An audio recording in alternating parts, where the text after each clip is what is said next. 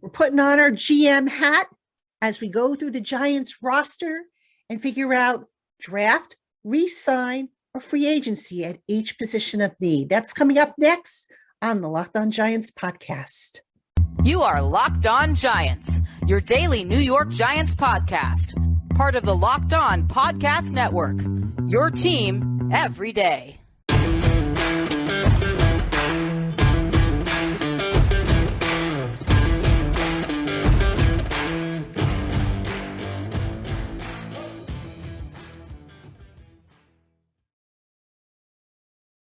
This episode of the Locked On Giants podcast is brought to you by Nissan. The only thing more exciting than the big game is the all-new, all-electric 2023 Nissan Ariya. There's only so many days left now before the Super Bowl. So are you ready? The Nissan Ariya, the EV for people who love to drive. Learn more at nissanusa.com. Hello, New York Giant fans, and welcome to another edition of the Locked On Giants podcast, part of the Locked On Podcast family, your team every day. I'm Patricia Traynor, your host, and as I mentioned in the intro on today's show, we are going to go through the Giants roster, each position, and I'm going to give you my thoughts as to whether the Giants should draft, go out to free agency, or re-sign one of their own free agents to further reinforce the roster at each position. Now, as I see it, there are needs across the board. You can make a case that there are needs at just about every position group. So I'm going to run through all of them. And before I get started, this was the best hat I could find. I really wanted to find a Giants hat. I thought I had a Giants hat lying around the house. And gosh, I'm ashamed to admit it, I don't have one. I know I did, but I think my husband gave it away to a friend of his. So I'm going to have to go with this hat. It's the best hat I had. And, it doesn't exactly scream GM, but I like it. So I'm going to go with it. All right, let's get into it. We're going to kick things off with the offensive side of the ball. Again, the three choices are draft, re-sign what they have, or go out to free agency and acquire a new player. So let's start with quarterback. Well, this is going to be easy. The Giants have already said they want Daniel Jones back. So that would fall under re-signing their own. Now, I said on, I think it was an earlier a show earlier this week, I think Daniel Jones is probably looking at about a $32 million APY floor. I could see him getting a 5-year deal with an out after 3. And, I think the final value of his contract will probably be somewhere between, if I had to guess, 32 and maybe 36, somewhere in the middle there is where I think he's going to fall. So, the Giants, they've already made their decision regarding Daniel Jones. He's going to be back. They want him back at any rate, whether he comes back on the franchise tag or they're able to re-sign him. That remains to be seen, but I think they'll get the deal done, hopefully before they have to sign the franchise tag, which I have a feeling they'll need for Saquon Barkley. Now, one other thing I want to mention with quarterbacks, they do have Tyrod Taylor under contract, and I'm curious to see if they do anything with that contract, if they maybe reduce it to make it more cap friendly now that they kind of know that Daniel is their guy. But I do think the Giants will end up drafting a developmental prospect. I could see that happening. It could be a day 3 guy that they can pick up, to develop, because Davis Webb doesn't look like he's coming back. It looks like he's going to transition to coaching. So a guy that kind of, jumped out at me for a developmental prospect is TCU's Max Duggan. So, this is early now, disclaimer, I'm still kind of in the early process of learning about these draft picks, but Dugan's the guy that just, every time I go through the notes and whatnot, he's a guy that the more I see of him, and I'm looking at some of his film, intriguing. Remember, this would be as a developmental prospect, maybe somebody who ends up ultimately on the practice squad, while Jones and Taylor fill the position out. So again, to recap, re-sign Daniel Jones, and maybe look to get a developmental prospect, because what could it hurt, right? All right, running back. again, this is kind of easy, but not necessarily as cut and dried. I do think the Giants want Saquon Barkley back. If I had to guess on a contract, I would say probably about 4 years, maximum 13 million APY. I do not see Saquon Barkley getting 14, 15 million. That's just not going to happen. I just don't see it happening. If Barkley is not back, obviously they have to go in a different direction. Now, the thing with running backs coming out of college is they have to be able to pass protect before they can even get on the field. And a lot of them struggle with that. So I could see a scenario where maybe the Giants look to bring back Matt Breida, who I thought was pretty good, but woefully underused last year. And quite honestly, I'd like to see a running back situation where there's more of a rotation as opposed to, having to put it all on Saquon, because they're going to wear Saquon out if he's not worn out already. I mean, he had a heavy workload. And, if you're going to invest big money, I don't think you can continue to run the guy almost exclusively on every, in every game. So if for some reason the Giants aren't able to get Matt Breida back, which again, I hope they will. I actually, on an article that I wrote for Giants Country about free agents, I went there, folks. I proposed the Giants look into Boston Scott of the Eagles. Yes, can't beat them. You might as well join them, right? Boston Scott has a career rushing average 4.4 yards per carry, which is slightly less than what Breida has, but Scott has one touchdown per every 16.3 carries to Breida's one touchdown to every 59.5 carries. So I can't see somebody like Scott costing a whole lot to sign. And I don't know about you, but I'm sick of him scoring against the Giants. So they can get him over here. That's one less threat they have to worry about. All right, continuing along, tight end. They do have Daniel Bellinger, who I think after he came back from his eye injury, just wasn't used as much as he was earlier in the year, which kind of surprised me. But the Giants are going to continue working on that position. Now, do they have somebody that they can roll with Lawrence Cager? I would bring him back and give him an opportunity for sure. What about this kid, Dre Miller, that they re-signed to their practice squad, who they had in camp last year? Developmental project. I'm marked down on my notes that I would maybe look into the draft, but I don't know that I would prioritize it. If anything, I think I would want somebody who was a decent blocker if I could find it. Is that guy going to be Myrick, who they re-signed? But a name that I picked out, and again, I'm in my early stages of doing film work and whatnot. I picked out Penn State's Brenton Strange, 6'3", 246. Good after the catch, good hands. He can, play in line, needs to work on his route running and his blocking. So nowadays, finding a tight end that's everything kind of tricky, unless you're going like first round, which the Giants I don't see doing in this draft. But I would not, be broken up if the Giants added a, if not a late day 3 draft pick, then an undrafted free agent to compete at tight end. I just feel that they need some more at that position based on where things left off at the end of last year. Wide receiver. The wide receiver free agent class, folks, is not very good. It really isn't. There's really no blue chipper. You talk to different people, they'll tell you this guy's a blue chipper, that guy's a blue chipper. There's no consensus. I have a feeling what the Giants are going to do is they're going to look to draft at that position. I could see that being their first round pick, as a matter of fact, assuming that they keep the first round pick. And I say that because depending on how the grades fall, the Giants, who are set to pick 25th, could end up trading down if it means more picks on day 2 for better value picks. So there were 3 names that I came across in researching this. Jordan Addison of USC, Jackson Smith Najigba, I think is how you say the last name, and Rashid Rice of SMU.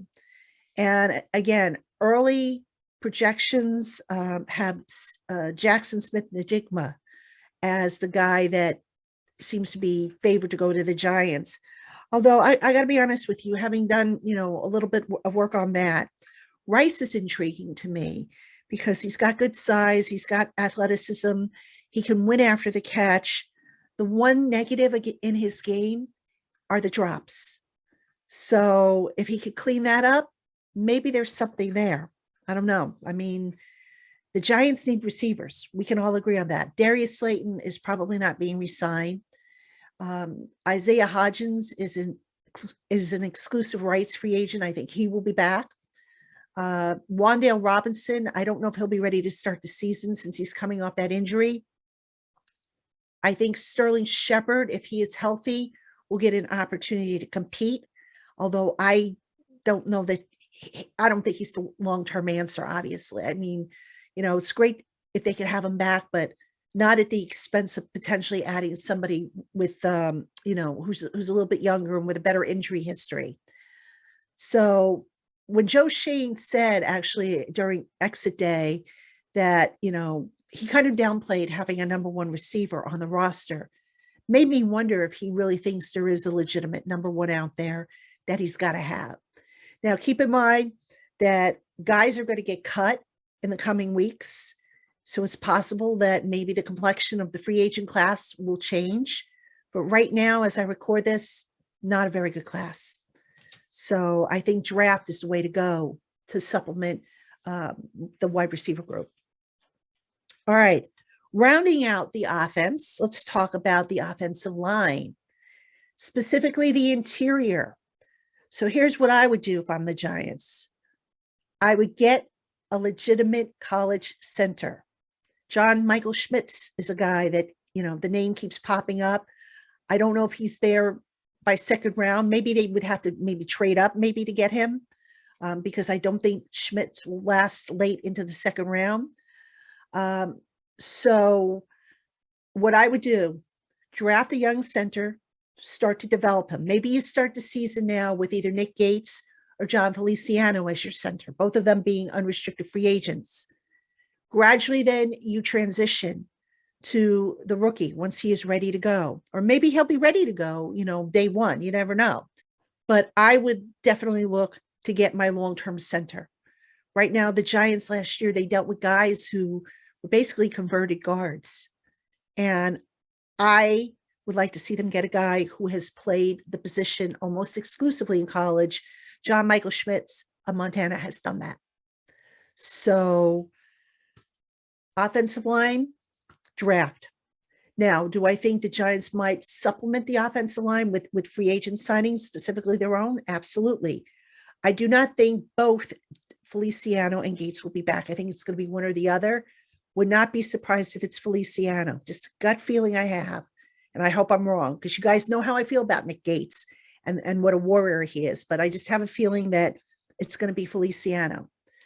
At left guard, Ben Bredesen held the fort down pretty well. I would have no problem with him being there. But also, you would hope that Joshua Zudo, if he's healthy, maybe he could step in and start to make that position his own. Shane Lemieux, 2 years now, he's dealt with injuries. I don't know how healthy he's going to be. I don't know if this is going to be a chronic problem with him, but after a while, you just have to kind of move on if the guy's not going to be available and injuries are going to keep stunting his development. So I question what kind of role he might have on the starting offensive line. All right, coming up next, folks, we're going to talk about the defensive side of the ball. Do not go anywhere.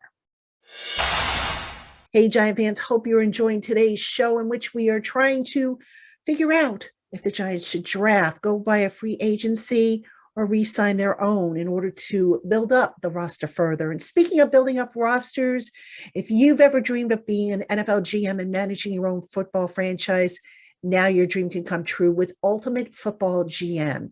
You'll manage every strategic aspect of your team, play through the season, and lead your team to glory trying to build a dynasty.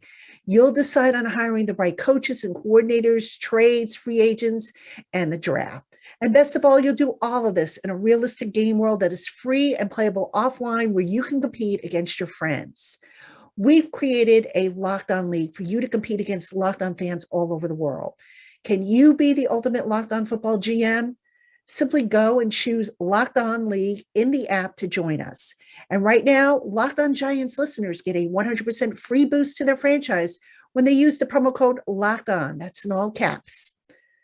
That's Locked On, all caps. And to download the game, just go to ultimate-gm.com or look it up in the app stores. Again, that's ultimate-gm.com. And that promo code in all caps is Locked On. Ultimate Football GM, start your dynasty today. Hey, Giant fans, be sure to check me out on Instagram. You can find me at Patty Traina, PattiTraina. Find audio clips, video clips, and factoids that I'm posting throughout the off season and into the spring and summer and so forth. You can also find clips on the Locked On Giants podcast Instagram account. That's at Locked On Giants. And again, we're posting audio clips and notes and all kinds of cool things. So check us out on Instagram. We'll see you there. All right, everybody, welcome back to the Locked On Giants podcast. I'm Patricia Traina. If you're tuning in at this point in the podcast, the reason why I'm wearing a hat is because this is my GM hat. And as I said in the start of the show, couldn't find one with the Giants logo on it. I had it because I remember getting it as a promotional item, and I'm pretty sure my husband gave it away to a friend. It was my hat. He gave it away. I don't know, guys. Is that grounds for divorce? I mean, no, I'm just kidding. It's all good. If I want to get a Giants hat, obviously I can pick one up somewhere, but this hat I'll do. It's my GM hat. So, okay, let's get back to the exercise. We're playing a game here. We are playing GM, and we're looking at the different position groups where the Giants have needs. And the choice is draft, re-sign your own, or go outside and sign somebody via free agency, somebody who is not on the team. Those are your choices. And by the way, if you agree, disagree, and are watching on YouTube, drop a comment in the box below. If you're listening on our audio platforms, send me an email. Let me know what you think. Always interested to hear what you guys and gals think. So, all right, let's continue onward. Now, we're going to do defense in this segment. Disclaimer, I'm not as far along in the draft on the defensive side of the ball. I've been focusing mostly on the offensive side. So I might not have names for you in every instant, but free agency, I kind of have a little better idea. So I'm going to do my best to kind of give you my take on this based on what I know with free agency versus, where I think things are happening. We'll start with interior defensive line.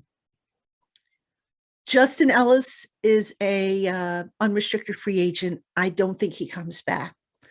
I think the hope is that DJ Davidson, who started to show some potential, but suffered the torn ACL, I do think, he'll be ready to go.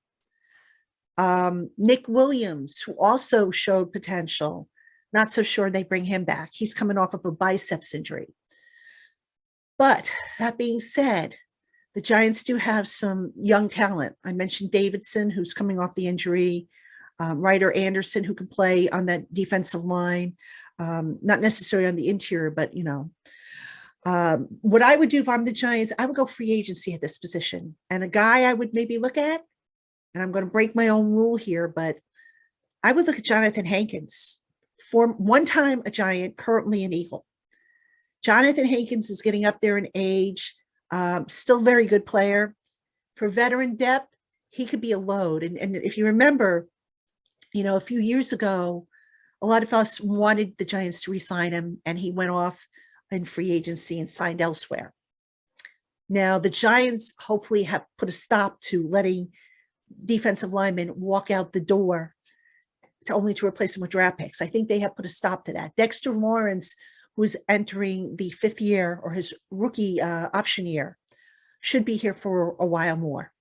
I could see them re-signing him, maybe extending that contract in order to bring his cap hit down. So that being said, I go free agency to add depth on that defensive line. Giants play, if Wake Martindale returns, which I think is a good possibility, they usually play with about 2 defensive linemen all the time anyway. So you really don't have to go crazy, I think, in adding depth to that position. But you do have to look at replacing Justin Ellis and maybe replacing Nick Williams, as I said. Okay, edge rusher. Now, this is interesting. The Giants have a pair of good edge rushers with, they have Ojulari and they have Kayvon Thibodeau. I'm fine with that duo so long as that duo can stay healthy. But what I don't think they have, and I would like to see them either develop or acquire, is a third option. O'Shane Zimenez was supposed to be that guy. Didn't really work out. So I don't know if I would go crazy with a draft. I mean, I could see a developmental draft prospect, but if you could find a low-cost veteran, which I know is kind of hard for, an edge rusher, you do that. Or here's the other thing that I would like to see. You bring back Jihad Ward, who can play defensive line and also be your edge rusher. So I think if the Giants can field 3 edge rushers, Ojulari and Thibodeau, and if Jihad Ward is that third guy, I think you can roll with that. Now, where does Ellerson Smith fit into the equation? Guy's got to stay healthy. This is 2 years now that he hasn't made it through the season without landing on IR. So I'm not ready to give up on him yet, but it's coming close. It is coming close because he's going to keep getting dinged up. Got to move on. All right. Inside linebacker. I'm going free agency here. I mean, if the Giants are going to make a splash, this is a position I would like to see them make a splash. Now, the big name that everybody, I think, wants to see is Tremaine Edmunds of the Bills. I suspect that Edmunds is going to cost them an arm and a leg. I don't know that they're going to want to go that route, to be honest with you. And Edmunds is a great player. I mean, you bring him on board and instantly that inside linebacker group is going to be upgraded. No questions asked. But he's going to cost them. And not that the Giants, are cap strong like they were last year. But if you want to rebuild your roster and retain your own talent, you can't be spending big bucks on, free agents unless you're like maybe 1 or 2 players away, which the Giants are not at this point. So here's another proposal for the position for free agency. What about, and he plays for the Eagles, so you'll get to see him in the Super Bowl this weekend probably. What if they go with TJ Edwards? All right, this is a guy that Assistant General Manager Brandon Brown is going to be familiar with. All right, Edwards is 27, an undrafted free agent out of Wisconsin. He's 6'1", 242 pounds, appeared in 17 regular season games with the Eagles, all of which were starts, had 159 tackles, 99 of which were solo, 10 tackles for a loss, had 11 quarterback pressures, 7 pass breakups, and in coverage, this is key. In coverage, he allowed 53 of 76 pass targets to be completed, which was his best mark of his career, in which he was targeted at least 15 times. And he's only allowed 4 touchdowns in coverage over his 4-year career. Not bad, folks. A 3-year deal for a guy like that, I can live with that. And I don't think he's going to cost as much as Edmunds will. All I know is this. When the Giants finish with their leading tackler being a member of the defensive secondary, as was the case this year, that being Julian Love, that means the guys up front aren't getting it done. And isn't it high time that the Giants had a linebacker again who can, lead the team in tackles, run sideline to sideline, and above all, stop the bleeding in the middle of the field, which we see time and time again? I think it's time. I'd go free agency on this one. I don't think I would go draft for a middle linebacker. I think you bring in a guy like TJ Edwards. You pair him maybe with Darian Beavers, who showed some promise. If he comes back healthy off that ACL, continues to show promise. And you know what? You have an instant upgrade, I think, at the position. So we'll see if the Giants agree. All right, let's look at the defensive backfield. Now, this is interesting. The Giants have a decision with Julian Love, who is an unrestricted free agent. I am not 100% convinced Julian Love gets re-signed. I have a feeling he's going to hit the market, he's going to get a nice deal, and he's going to go elsewhere. But I also feel that if that happens, they have guys that can maybe step in and replace him. And I'm talking specifically of Jason Pinnock, who I really liked. I thought Pinnock showed some really, good promise when it pressed into action at safety. They also have Dane Belton, who, his development was stunted a little bit because of the injury situation that he had, but there's promise there.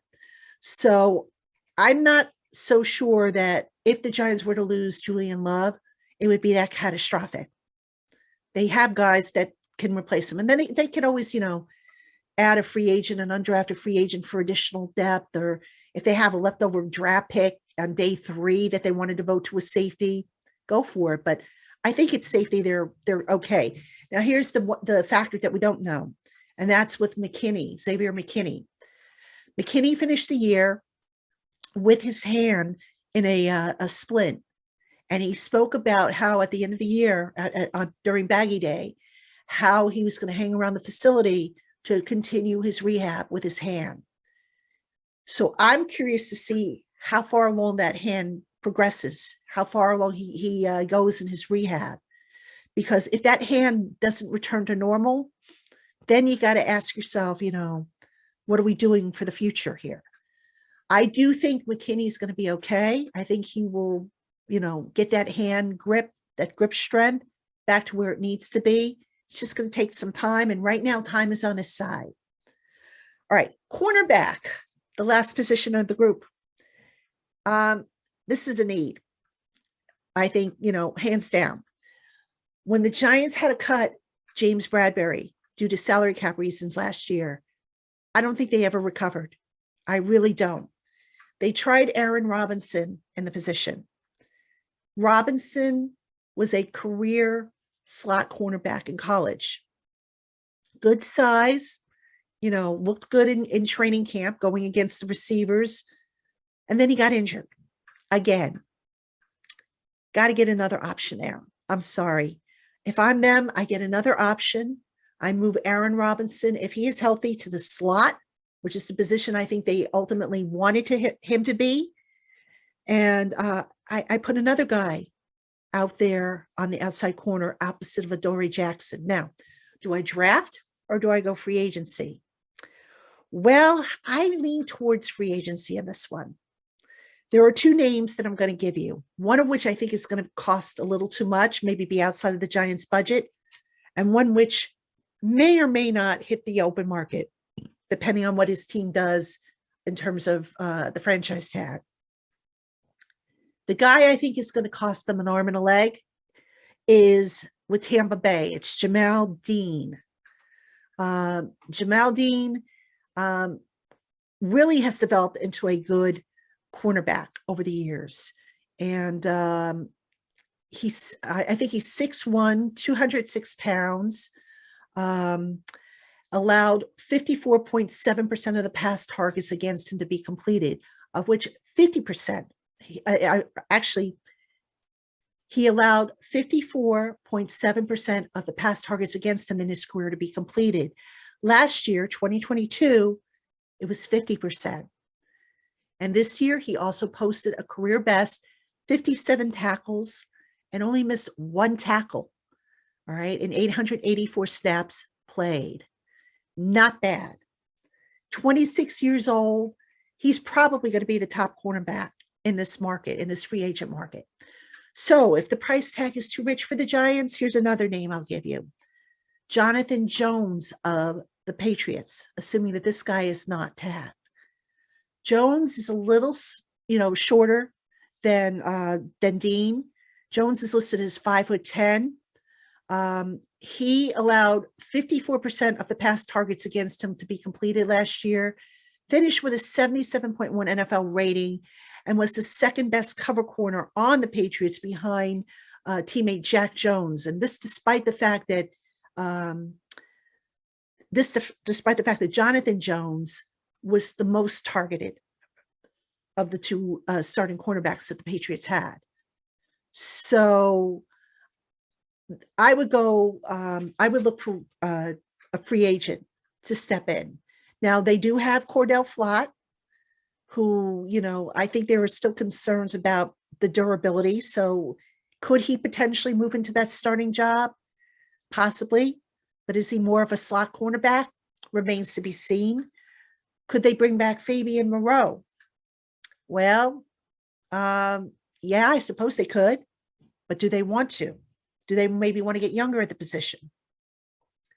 And I know what some of you are thinking. Some of you are saying to yourself, well, James Bradbury's going to be a free agent.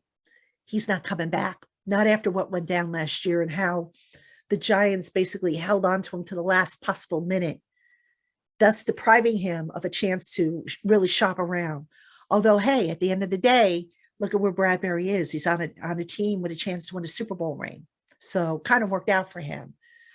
So that's my rundown of what I would do or how I would think the Giants would approach continuing to reinforce the roster. Now, obviously, things are going to change. Free agents class is going to change as guys are cut, as guys are franchise tagged or transition tagged. So somebody who's probably available now might not be available later. So we will see how it plays out. But it's going to be a fun offseason.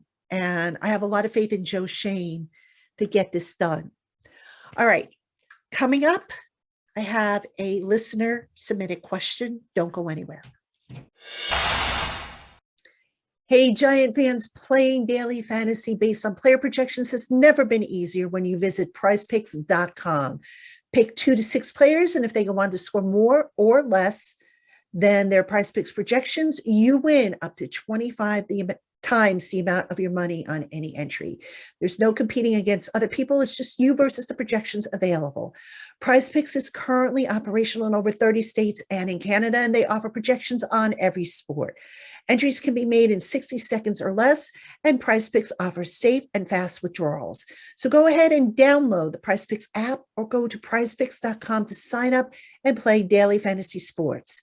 First-time users can receive a 100% instant deposit match up to $100 with the promo code LOCKEDON. Again, that's prizepicks.com, promo code LOCKEDON. Hey, Giant fans, are you looking for a delicious treat, but you don't want the fat or the calories or the sugar? Then you got to try a Built Bar. What makes Built Bar so good? Well, for starters, they're covered in 100% real chocolate. That's right, real chocolate. And they come in unbelievable flavors like churro, peanut butter brownie, and coconut almond.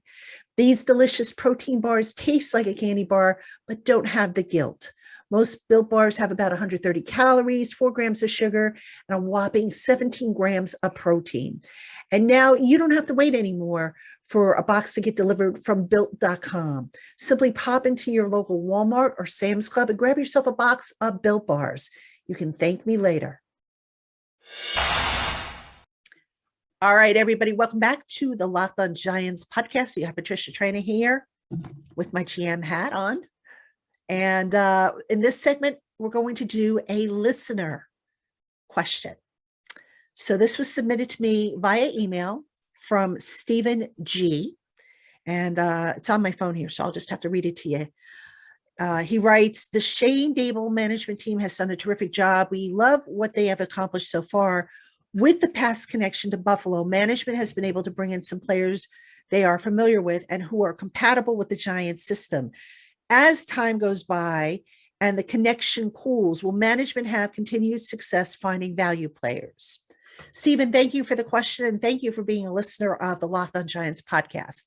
Look, I get what you're saying, because this was a complaint I had when Joe Judge was here. It just seemed like every Alabama player, or every player that had a tie to Alabama or the Patriots, seemed to be brought in here.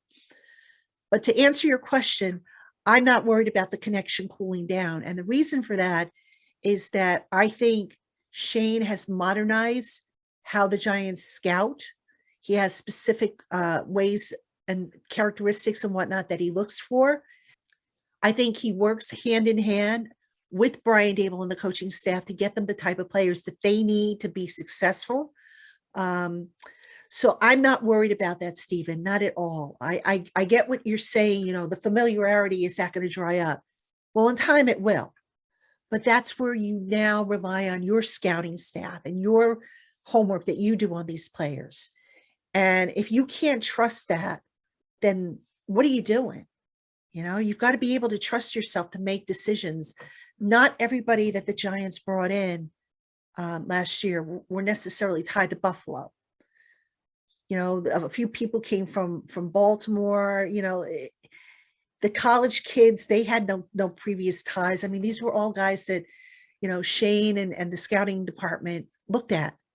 So you got to have a little faith, I think, here.